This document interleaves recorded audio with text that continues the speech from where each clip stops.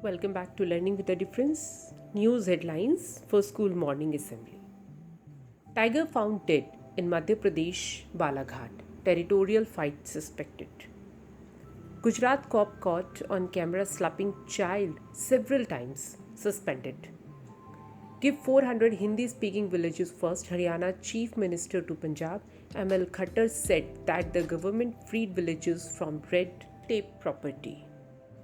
Court rejects CBI's closer report filed in urea scam case after 22 years. Gold files worth rupees 24 lakh hidden in luggage seized at Lucknow airport.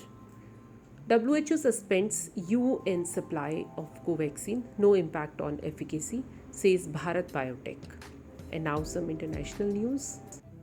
To curb spread of COVID, Chinese city asks all residents to self-test. China reported over 13,000 new COVID cases as outbreak spreads. Blast in Afghan capital kills one, wounds dozens, health workers.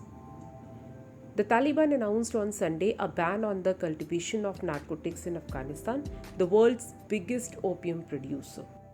Ukraine said Russian forces have kidnapped 11 mayors. And now some sports news. ICC Women's World Cup. Australia led by Alice Healy, historic taunt, beat England to win record extending 7th title.